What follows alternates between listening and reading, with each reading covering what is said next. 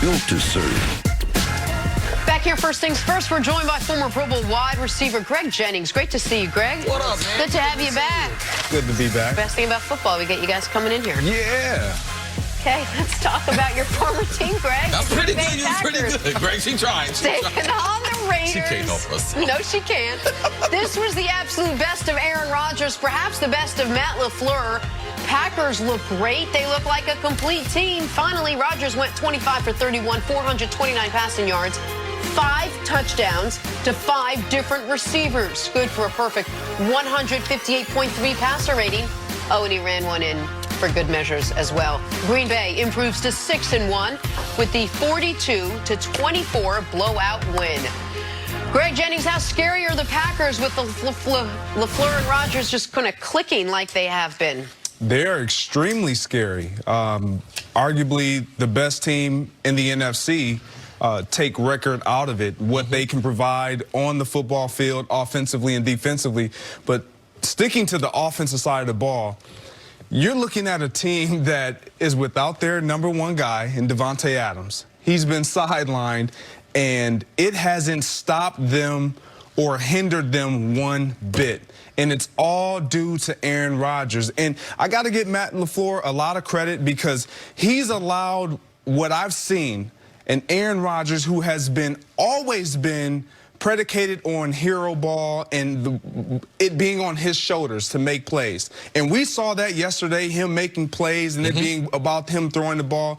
But he started to learn how to become patient, literally throw the ball down to his checkdowns and just methodically move the ball, which is something that is scary because it was always something that defenses posed a threat on Aaron Rodgers. Just force him to throw things underneath, and he is getting it done. But Greg, wasn't he that way when you guys were at your best before he went into hero ball? Because when he first started, to me, he played the game the way you wanted. He could make the spectacular throws, but he would take any throw on the field. It seemed like over the last 4 years, he tried to put everything on his shoulders because he didn't have support. So for me, he's getting back to his fundamentals. I'm going to read it out. I know I can be a hero, but the more he throws on timing, the more efficient with these, especially with these unknown receivers. So one of the things, and to your point, that he had early in his career was a lot of guys, myself, James Jones, Jordy Nelson, Randall Cobb, Donald Driver, who were able to make plays with the ball in their hands right away. So it supplemented for a lack of a run game. And so now with Aaron Jones, you have a run game. You have that support. He doesn't have to always look for the quick hit receivers. He has a guy who can come out of the backfield, catch the ball, turn around, hand the ball off to him, and then guys who can just get open and run routes. And Matt LaFleur is doing a great job of running that offense. Aaron Rodgers played from the quarterback position a near perfect game yesterday. He did have the perfect quarterback rating, and the drives were, usually when you score as many points as the Packers did, you're set up with a few short fields. It's not what happened. Packers touchdown drives, 75, 82, 80, 78, 85, and 80. They drove the length of the field every single time. And to your guys' point about him being patient, they all were at least 5 plays, 6 plays, 11 plays, 7 plays, 8 plays until the very last one, the kill shot with Marquez Valdez-Scantling when he hit him for 74 yards on the 3rd play of the drive. But the most impressive thing is something that you mentioned, I think, before the segment even started, which is you are doing this without Davante Adams. Yesterday, you completed passes to 8 people, 4 wide receivers, a tight end, 2 running backs, and a fullback. He threw one of those touchdown passes to Aaron Jones. I mean, Aaron Jones adjusts in the end zone. He finds him there. Yeah, same play they missed last week. They ran the same play again. He was able to connect with him this week. And so when Rodgers is developing some trust with Geronimo Allison, he already, I think, had trust with Marquez Valdez-Scantling. And Jimmy Graham popped for one of his first really good games as a Packer, which is something we've been waiting a couple of years for. When Davante gets back, that they have already given themselves this, I don't want to say margin of error because the Vikings are only a game behind them, but they're off to such a good start. I believe the defense is going to continue to be excellent. This looks like a Super Bowl team to me because it looks like right now they know exactly who they are, and there aren't a lot of weaknesses aside from the overall running game on the roster. CC, a week and a half ago, we brought up the conversation topic topic of MVP, and there were two names. It was Russell Wilson, it was Patrick Mahomes. 10 days later, everything's really turned and changed. Is Aaron Rodgers now in that conversation for MVP? Anytime you have the quarterback of a team that potentially is going to be the team that wins the most games in the league, you have to consider him. And then you take into consideration who is that quarterback, and that being Aaron Rodgers. But you got to have some games like that to be able to get back into the conversation. He had to make an adjustment with Matt LaFleur, the new offense being less dependent upon him.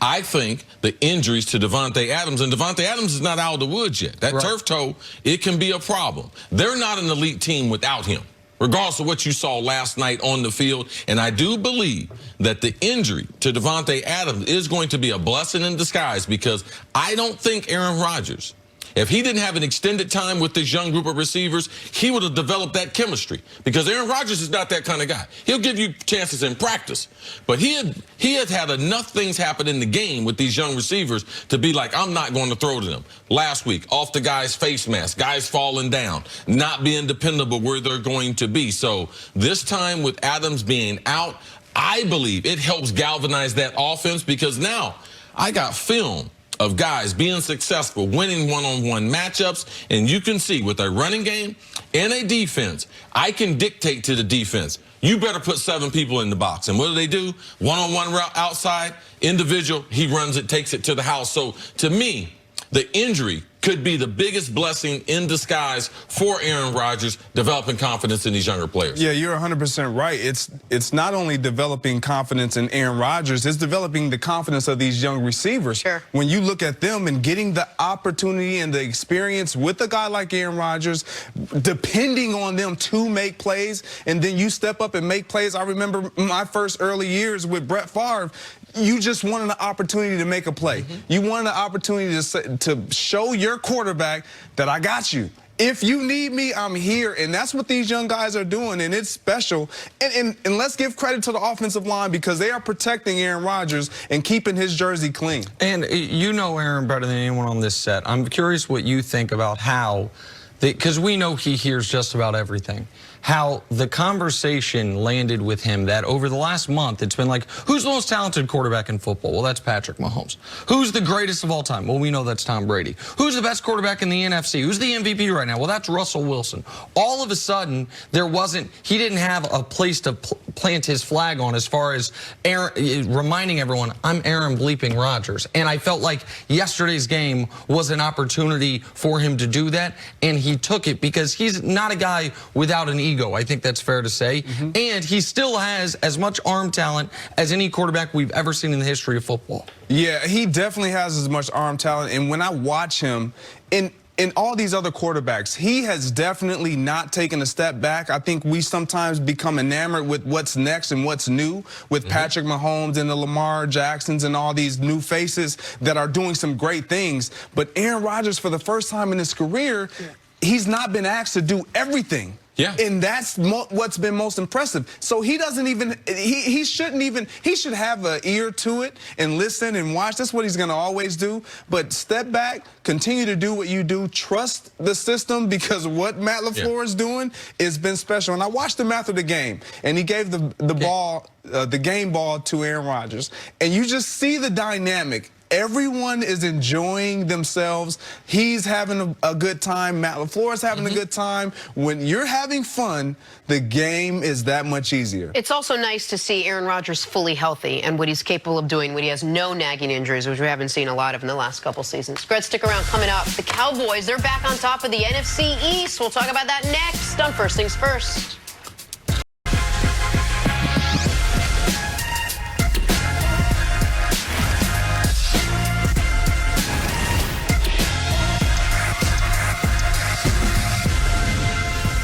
First Things First is sponsored by Ram Trucks, built to serve.